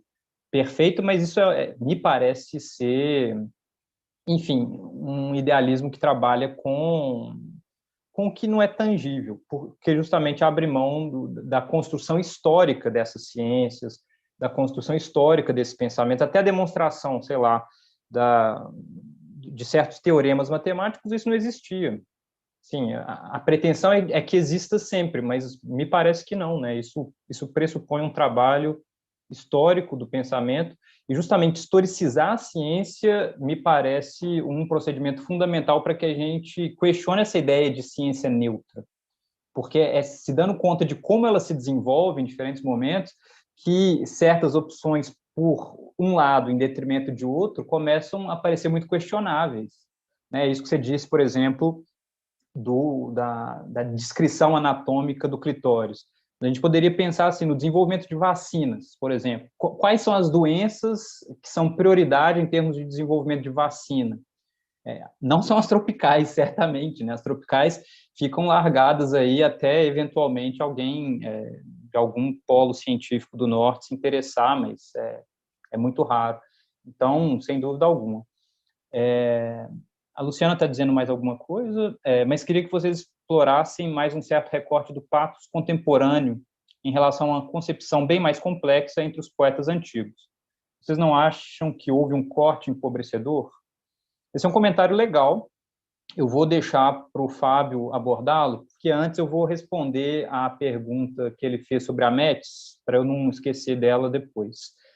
Sobre a Metis, eu acho interessantíssima essa passagem que você menciona lá da Odisseia, no canto 9, porque, de fato, Odisseu é a encarnação humana da Metis. Por outro lado, a gente tem, obviamente, em Atena, a encarnação divina, mas no próprio Zeus. Né? Isso está tematizado muito diretamente lá na Teogonia, quando, naquele mito de sucessão dos governantes entre os deuses, Zeus é aquele que, sabendo que eventualmente pode ser destronado por seu filho, ao invés de esperar nascer esse filho, ele já tinha desposado Metis, que é o nome grego para astúcia, para artimanha, ele não espera que esse filho nasça, ele engole Metis, usando de um artifício muito artificioso.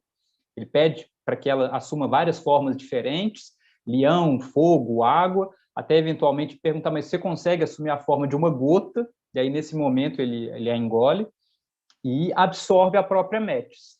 Há toda uma discussão se Atena teria nascido desse momento, né? Então, a filha que gerada por Metis nasce de dentro da cabeça de Zeus, mas o interessante é que, então, ele absorve Metis e se torna ele próprio dotado dessa astúcia, que não é curva como a de Crono, porque Crono era chamado de astuto, Prometeu é chamado de astuto, mas a astúcia tanto de Crono quanto de Prometeu, ela é curva.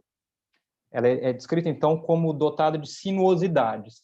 E aí eu concordo com o Fábio de que, enfim, astúcia, Metis, não corresponde a logos, precisamente, embora me pareça que haja também uma distinção entre a astúcia curva e a astúcia, vamos chamar de direta ou reta de Zeus, que me parece ser mais do lado apolíneo, por assim dizer, né? Então, mais clara, mais direta, porque essas dicotomias valem muito para a cultura grega, né? O Vidal-Naquet, que foi alguém que contribuiu muito com o Jean-Pierre Vernant, ele tem um trabalho sobre as duas formas de combate entre os gregos, dizendo, olha, havia uma forma de combate hoplítico, que é o combate à luz do dia, com aquelas falanges, então soldados com escudos, lanças, todos muito bem organizados, mas havia complementarmente a essa forma de combate, uma forma de combate por meio do dolo. Então, à noite, por meio de armadilhas, usando armas leves, armadilhas, e uma não necessariamente anula a outra, mas elas são complementares dentro do pensamento grego. Eu acho que a mesma coisa vale para esse jogo entre duas formas de matches, que, concordo, né, não correspondem necessariamente à ideia do logos. Me parece que o logos frequentemente pode se valer dessas formas de matches, mas pode, no limite, ser superado por elas também, né? Uhum.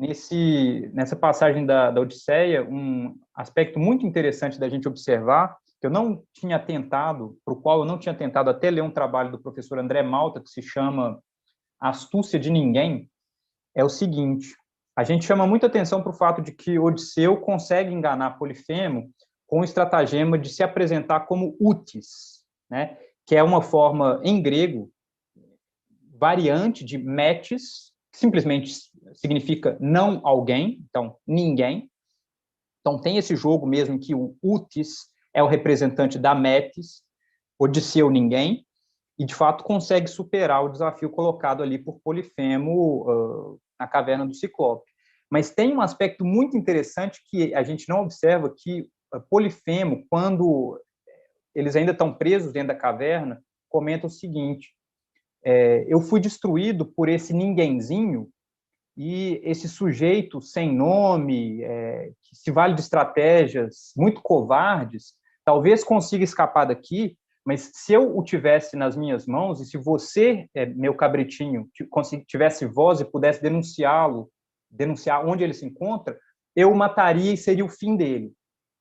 Tá, Odisseu escapa, parece que conseguiu ter sucesso, mas, segundo a leitura do André Malta, é esse comentário do Polifemo para o seu cabrito que faz com que Odisseu fique irritadíssimo a ponto de, tendo se salvado, gritar para Polifemo se apresentando. Então, de certa forma, a astúcia cai vítima dela própria nesse momento, porque isso faz com que Polifemo seja capaz de amaldiçoar Odisseu, impedir que o seu retorno se efetue e, de certa forma, prejudicar toda a expedição de volta para casa. Então, eu gostei muito dessa leitura porque ela mostra como há uma certa metis do próprio Polifemo, que consegue ali enganar a astúcia de Odisseu nessa passagem, e que a coisa não é, portanto, tão clara, né, do domínio da metis sobre alguém bruto, dialético, né, para usar aí uma forma de pensamento que eu gostei muito de você ter incorporado para descrever a relação entre logos e patos no pensamento do Freud. Bem, eu te Muito passo a bom, palavra aí, porque o comentário da Luciana é muito legal. muito. Então, ele chama André Malta e o livro Astúcia de Ninguém? É isso? Isso, é um livro Perfeito. com tiragem muito pequena, eu nem sei se Ah, tem tá. exatamente para comprar, mas ele disponibiliza tudo no academia.edu dele. Ah, tá bom, Então, vou se procurar. você quiser, é muito fácil achar, mas eu posso te mandar também o PDF. Eu quero. É, excelente, obrigado. Tem tudo a ver. Era isso que eu estava pensando. Vou responder a Luciana, ainda articulando um pouquinho com a Metis. Tem essa ideia da dialética interminável que eu estou falando aqui, é de um autor chamado Georges Bataille. Essa ideia aparece em várias obras dele, né? Quem fala dessa dialética sem fim, essa dialética interminável, é um autor que está lendo Bataille, está lendo muito bem o Bataille, na minha opinião, que se chama Georges Didier Berman, num livro dele chamado La Ressemblance en Forme, a semelhança em forme, no qual ele lê a obra do Bataille pensando nessa relação, Luciano, assim, do logos e do patos, né, sendo constantemente em dialética, né, se interpenetrando e tentando um dominar o outro, um tentando se articular ao outro, né? Então, fica as duas indicações, né? A obra do Bataille, em especial L'instant de ma mort, O Instante da Minha Morte, o próprio A História do Olho, enfim, isso vai aparecer no Bataille de maneira geral, né? Na revista Document, que o Didier Huberman vai analisar bem passo a passo as publicações do Bataille nessa revista, sempre para mostrar o seguinte: existe um projeto, e aí vou falar do Foucault para chegar no Bataille, que eu já falei né, nos encontros passados aqui com o Rafa também, e eu acho que você conhece bem também, né, Luciano? Existe um projeto que o Foucault denunciou na História da Loucura, que é: a gente precisa empobrecer o pathos, a gente precisa reduzir o pathos à loucura, né? Esse projeto é não só absolutamente necessário para a constituição do campo psiquiátrico, do campo psi de maneira geral, e a psicanálise entra aqui, a psicologia, a psiquiatria, né? Mas em especial o campo da psiquiatria. Eu preciso empobrecer a experiência do pathos. Eu preciso fazer com que o pathos seja transformado em psicopatologia, em loucura, em diagnóstico, né?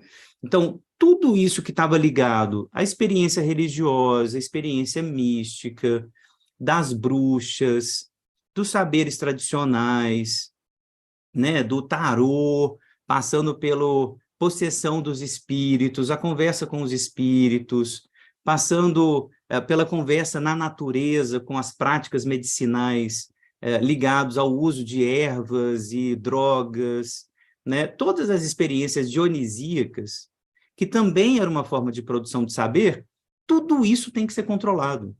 Tem que ser controlado pela medicina, pelos discursos científicos, pelos discursos universitários, e isso vai passando por um longo processo reducionista. Longo processo reducionista. Então, né, quando a gente fala de Umbandaime, por exemplo, é quase impossível para a gente da bolha, da universidade, tal, não ver aquilo e dizer, pô, os caras estão viajando. Umbandaime, o cara consegue ligar daime, cristianismo com banda, né, com chá de ayahuasca, cara. Tipo, mas você vai ouvir os caras, aí os colegas da antropologia vão lá, os colegas da psicologia social vão lá ouvir, você vai ver que tem uma série de saberes constituídos na floresta, você tem a galera das agroflorestas ali representados, da religião, das articulações com os povos indígenas, pensando na preservação da floresta contra agronegócio, etc. Você vai vendo que os saberes são muito mais articulados do que a gente imagina, né? Então ótimo, é por aí mesmo, né, Luciano? Que bom. Então, quando a gente vai lá e pega o caso excessivo, né, caricatural, né, do Umbandaime, é exatamente para a gente capturar esse discurso e dizer, tá vendo, ele é louco, né? Então, pega o cara que delirou com o chá, o cara que foi para o hospital, os casos de homofobia evidente que vão aparecer no Daime também, né? Tá vendo? É religião, é povo religioso, né? É homofóbico, como qualquer outro, né? Então, reduz toda a experiência religiosa naquilo que ele tem de pior, né? Na exceção do pior, para dizer a mesma coisa, Malafaia, Daime, Umbanda, é tudo igual, né? Então, quando a gente lê o Foucault e vai pegar, pela via da antropologia, a verdade desses discursos, como que eles se articulam a outros jogos de poder, outras práticas corporais, outras maneiras de utilizar o corpo e ser no mundo, outras relações ecológicas com a animalidade e com a floresta, por exemplo, aí a gente começa a perceber que esse reducionismo tem interesses, né? Para ser bastante exagerado aqui, Luciano, me corrija se eu estiver errado. A nossa relação com a floresta, com os rios, por exemplo, né, com a natureza, com a animalidade, ela necessariamente nos levaria a construir cidades muito diferentes das quais a gente construiu, entende? Falo de Belo Horizonte, uma cidade que eu odeio, né, que eu sou obrigado a morar por enquanto, né, que matou todos os seus rios, todos.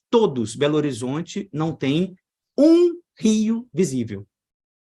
Não tem um rio visível. A gente conseguiu asfaltar todos os nossos rios e a gente está dentro de uma bacia hidrográfica, a mais importante bacia hidrográfica, praticamente, do estado de Minas Gerais. Sim, é incrível, mas a gente matou rios enormes aqui, rios incríveis, navegáveis. A gente conseguiu matar todos. Ora, isso tem um saber, aí a gente pode pensar no patos disso, né? No patos disso, no final, né, essa razão asfáltica, essa razão asfaltada, né? Ela é menos patológica do que aquela razão de conversar com o rio. Jim Morrison, yes, the river knows. Né? É claro que são patologias distintas, mas as forças discursivas que vão dizer para a gente o asfalto é melhor, assim a gente vai se transportar melhor, viver melhor, mais rápido, né? São forças discursivas mais fortes, mais articuladas a jogos de poder que aquelas que estão dizendo eu sou parte do rio, o rio é parte de mim, eu, né, e a natureza somos um só. Tá? Então, isso tem repercussões enormes e a gente tende a reduzir todo o discurso do patos para dizer o patos é o lugar da loucura, né? Então, recomendo muito a história da loucura, né, do Foucault, para dizer cuidado com o diagnóstico, cuidado com o que a gente está colocando para fora do campo da razão. Muitas vezes, esse campo dionisíaco, né, chamado dionisíaco, é o campo que está dizendo do horror da razão, aquilo que a razão está tentando afastar de maneira sádica, violenta, aspectos da vida que são indispensáveis para a gente viver no mundo, com o nosso corpo, com a natureza, né? Com os outros animais. Pensem na Donna Haraway, né? De como que eu estou estudando muito essa questão da animalidade, isso me interessa muito, né?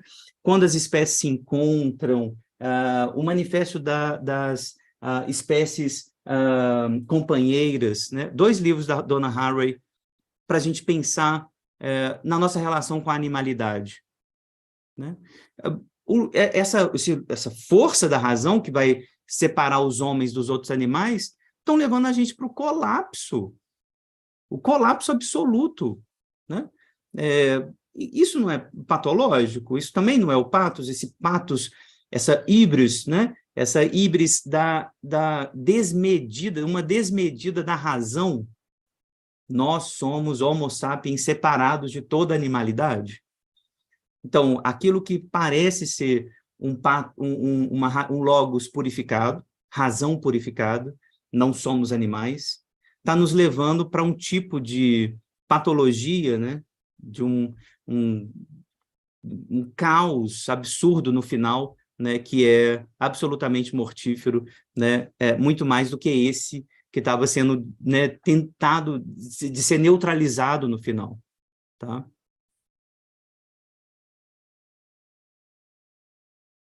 Esse é o sentido para mim de trabalhar desconstrutivamente, atuando sobre o empobrecimento da linguagem, do mundo, da vida, por parte de uma tradição logocêntrica. Perfeito, Luciano, é isso. Esse logocentrismo, falologocentrismo, né, é redutivo, é empobrecedor, né?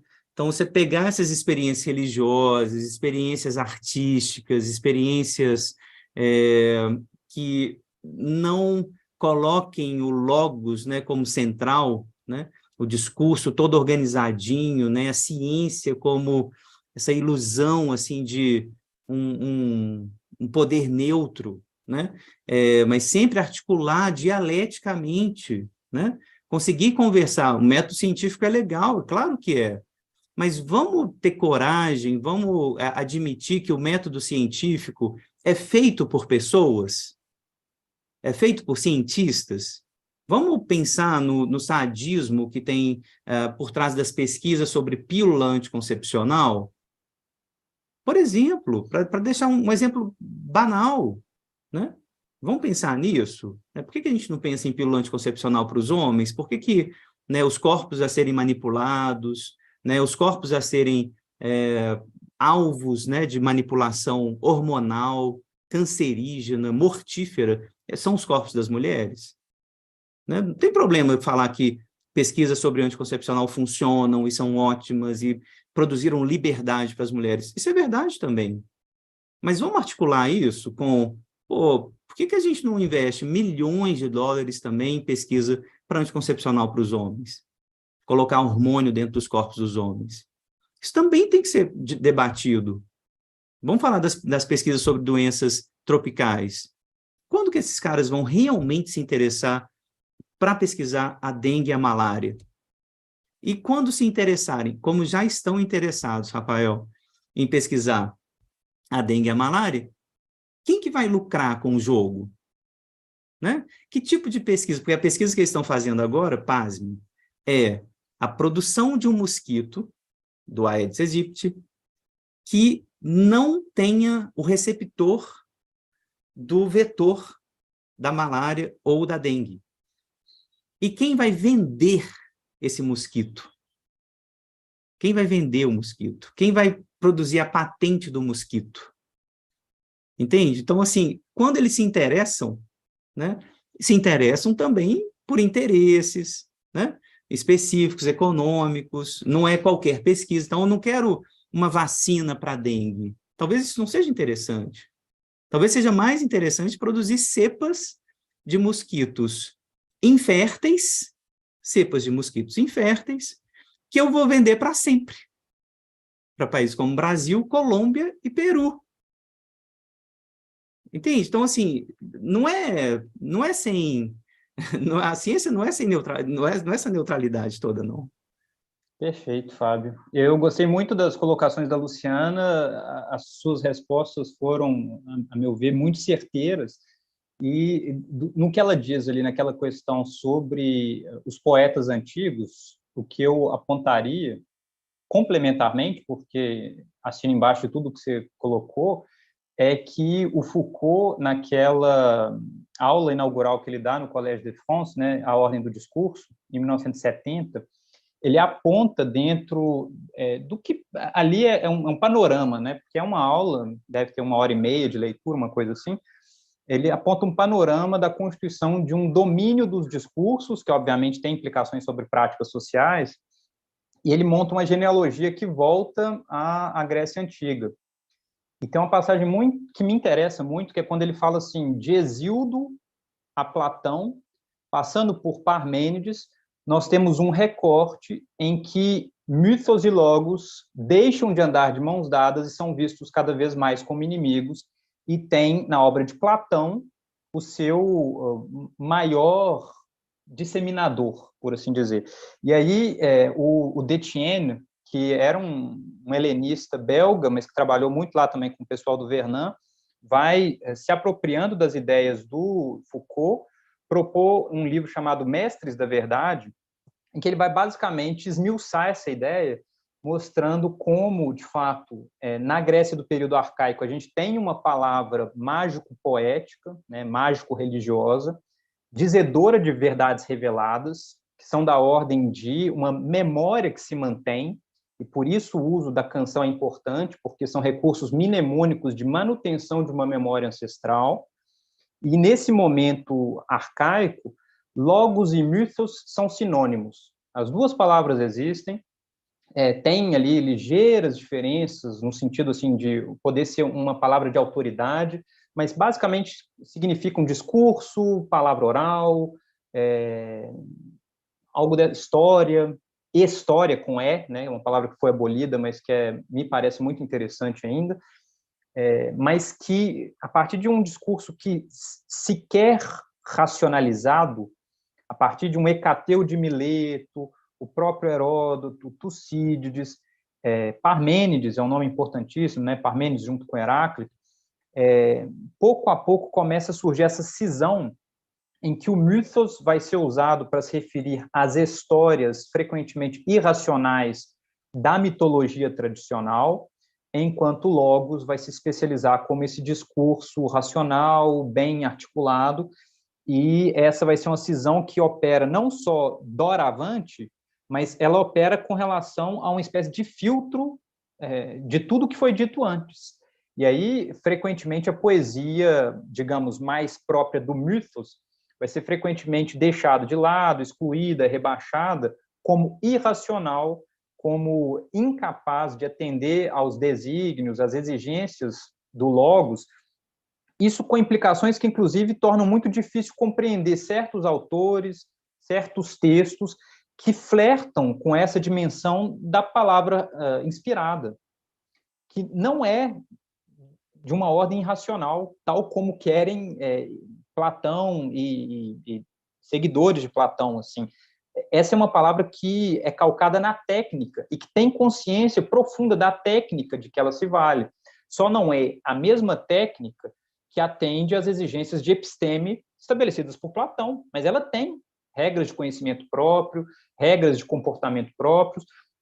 E, para pegar aqui um exemplo, a gente tem esses poetas dizedores de verdade, como Epimênides, o próprio Hesíodo, que hoje seriam vistos aí como uma espécie de xamãs, né, que frequentam a natureza, que têm experiências transcendentais com as divindades, que escutam os rios, as montanhas, os bosques, e que na sua poesia fazem com que essas entidades ganhem voz, mas que justamente dentro de um projeto de racionalização não tem mais entrada, deixam de ter autoridade, e depois de desautorizados começam a ser cada vez mais marginalizados, perseguidos, isso dentro dos desenvolvimentos que o Foucault vai mostrar lá, então, na ordem do discurso, e que, na sua contraparte moderna, o Detienne vai explorar num livro chamado A Invenção da Mitologia.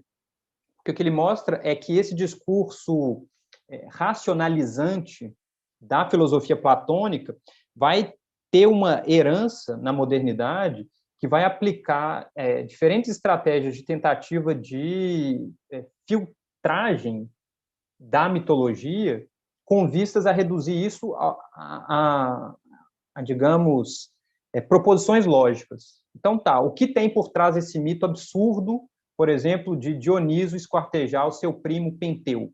Vamos tentar achar quais são os teoremas que estão por trás disso.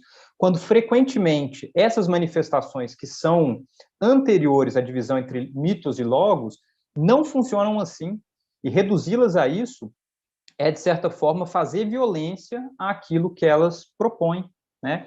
E me parece que esse mito específico, o de Penteu e Dioniso, ele é o mais emblemático para tratar disso tudo, né? O projeto racionalista levado às últimas consequências, ele dilacera o próprio sujeito racional. Eu acho que, assim, do que a gente tirou da conversa das apropriações do Freud, desse legado antigo, isso fica muito claro. Um grande salto, me parece, que o Freud dá é tentar ouvir um pouco esse lado do pathos sem querer simplesmente colonizá-lo por meio do logos. É reconhecer que há uma zona ali em que o logos não alcança.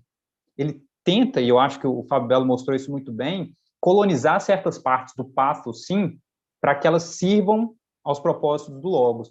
Mas ele reconhece o que há de redutível nesse jogo entre pathos e logos, e me parece que, enquanto sujeitos contemporâneos, é por aí que a gente tem que seguir, né? É reconhecer que há manifestações artísticas, religiosas, de outros campos do conhecimento, que não são redutíveis ao discurso lógico, racional, e que ainda assim têm uma função e que devem ter espaço.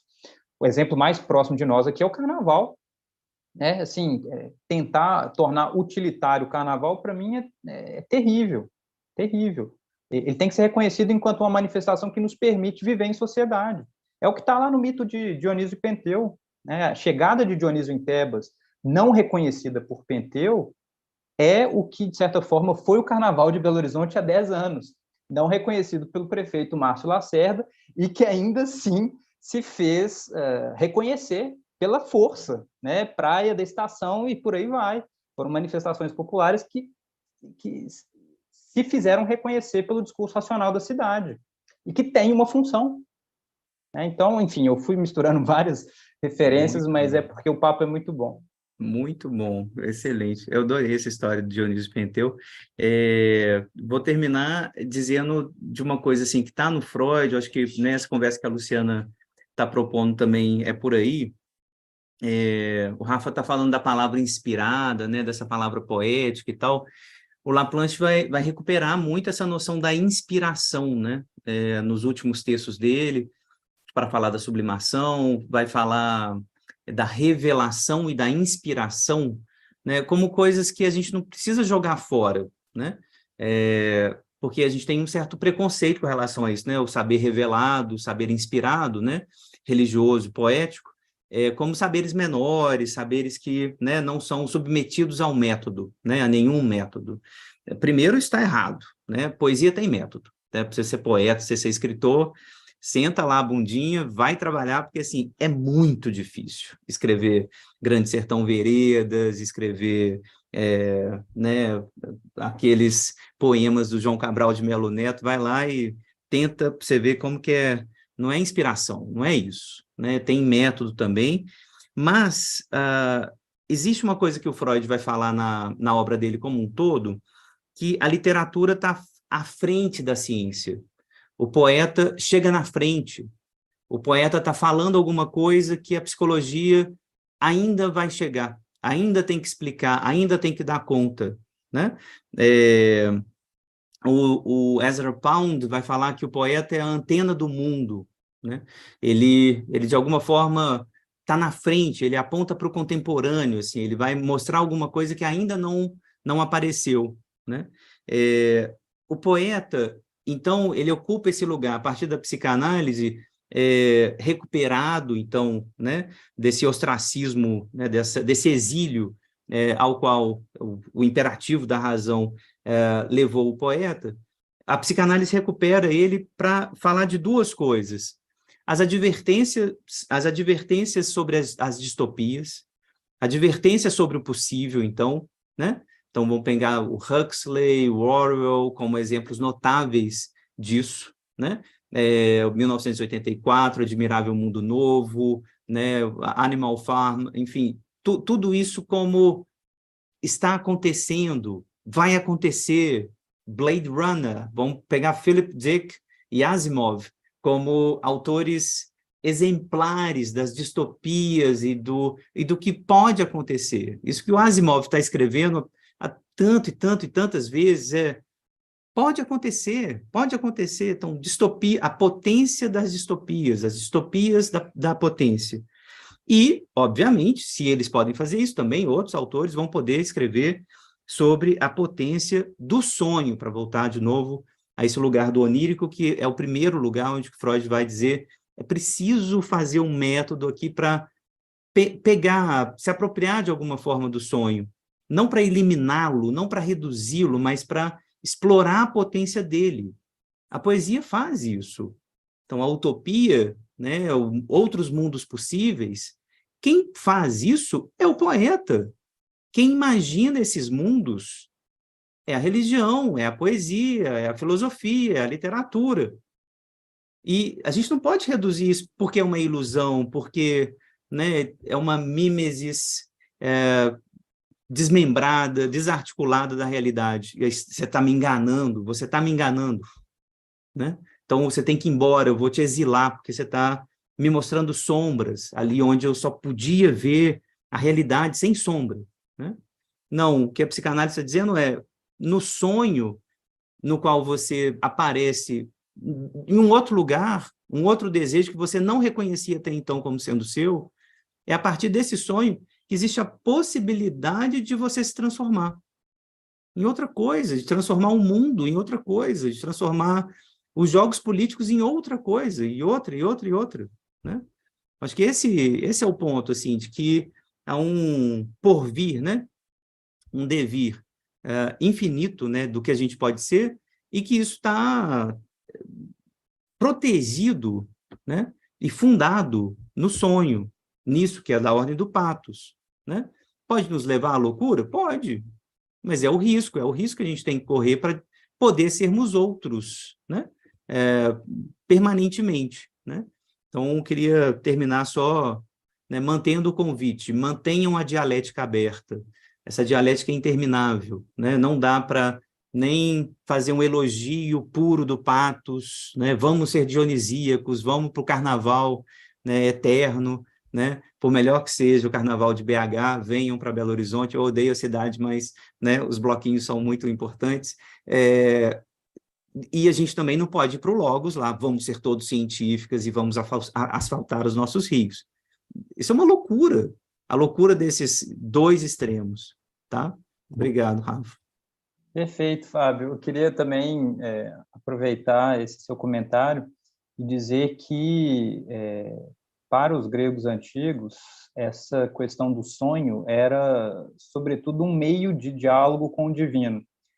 E, embora isso possa parecer muito esotérico para a nossa razão racionalista, é interessante que esse contato com o divino é quase como se fosse o outro do eu, né? O outro do eu que permite ali ter contato com uma série de mensagens que eram frequentemente enigmáticas, proféticas, mas que eram vistas como capazes de transmitir algo. Então, eu acho que sabe, apesar das diferenças de concepção, tem o sonho, desde a antiguidade, ele é visto assim como isso que permite, de certa forma, o eu se conhecer. Não o eu em si mesmo, mas o eu em contato com um cosmo maior. Isso aparece, inclusive, numa obra de título interessante, que é o Onirocrítica, que, tal como o Traumdeutung do Freud, une a ideia de sonho, né? Então, oniro, com a ideia de crítica, que é filosófica por natureza, né? De critério, de juízo, e que é citada muito pelo próprio Freud lá no início do livro dele. Mas só terminar, então, agradecendo muito a participação do público, essa troca que a gente teve aqui ao longo desses dias todos, e já anunciar, né, esse projeto que a gente tem de transformar esse material em livro e, quiçá, eventualmente, em edições futuras. Porque me ocorreu hoje, assim, eu queria eventualmente ter levantado essa lebre, mas a prosa foi tão boa que a gente foi caminhando para outros caminhos, que há um diálogo muito frutífero, me parece, entre a teoria da psique elaborada pelo Freud e as diferentes teorias, eu imagino que também diferentes teorias do Freud, e as diferentes teorias do Platão, né? No Fedro, você fez referência à imagem da quadriga de cavalos, então, a razão como aquela que é o condutor da quadriga, e aí você tem um cavalo mais irascível, que é o irracional, o inconsciente, um outro que é o emocional, mais consciente, e o senhor, né, que conduz essa quadriga ali, mantendo os dois sob controle. A própria imagem da caverna na República, como algo profundo, a que nós estamos condenados, né, de certa forma, a viver nas sombras, com um exterior que é propriamente a realidade visível, que seria o conhecimento efetivo. Enfim, são imagens que me parecem ecoar dentro dessa longa tradição que é o platonismo, chegando a Freud, que poderiam ser um tema de debate, foi sugerido para a gente tratar do dionisíaco e do apolíneo, também super rico, né, passando pelo Nietzsche, evidentemente, que é uma fonte interessante para pensar no trabalho do Freud com a antiguidade. E um colega que assistiu às nossas aulas sugeriu ainda Ganimedes, que é um mito assim não muito conhecido dentro da tradição grega, mas que também dá o que pensar, né? Porque tematiza essa questão da pederastia, o escansão de Zeus, que é raptado por Zeus para trabalhar lá no Olimpo, enfim, daria para trabalhar com questões de homoafetividade e outras. Enfim, só para dizer que material para dar continuidade à conversa existe, né? Obviamente isso bem mais para frente, porque foi muito bom. Eu agradeço muito mesmo a troca e a gente segue aí no bate-papo. Valeu. Muito obrigado. A conversa é infinita, ainda bem, né? Então, eu acho que todo mundo pode deixar os comentários aqui, sugerir outros temas também. Eu nutro a mesma expectativa, viu, Rafa? Assim, da gente continuar escrevendo, debatendo publicamente, né? Lembrando que esses debates, né? Quanto mais públicos, abertos, né? Disponíveis, né? Para todo mundo, cumprem também a função que eu e Rafael temos, né, enquanto professores de escolas públicas, né, de universidades públicas.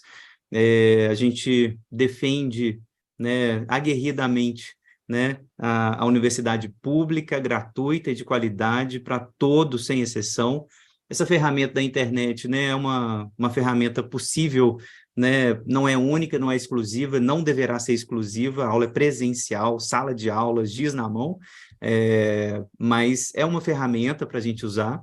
Então, assim, agradecemos também, né, e fortalecemos aqui o convite para uma universidade pública e coletiva, né, de qualidade, gratuita para todos, né. Esse é o projeto de fundo, né, esse aqui é só um motivo, assim, um dos temas das nossas pesquisas, né, que a gente tem feito. O doutorado do Rafa está disponível no canal dele, essas aulas. Então, queria te agradecer mais uma vez e deixar o convite de pé, sem dúvida, para a gente voltar a conversar, escrever. Quando o livro sair, a gente vai fazer as lives de lançamento, né? E encontrar presencialmente também, mesmo, né? Gente, a gente está em BH, a gente não tomou um café ainda, tá? Só para vocês verem a maluquice, patos, tá? Da vida dos professores. Então, obrigado, Rafa, obrigado, gente. A gente se vê adiante aí nas próximas lives. Valeu. Com certeza, mas quanto ao café a gente vai combinar ainda. Isso aí Vamos, por favor. podemos deixar passar, não.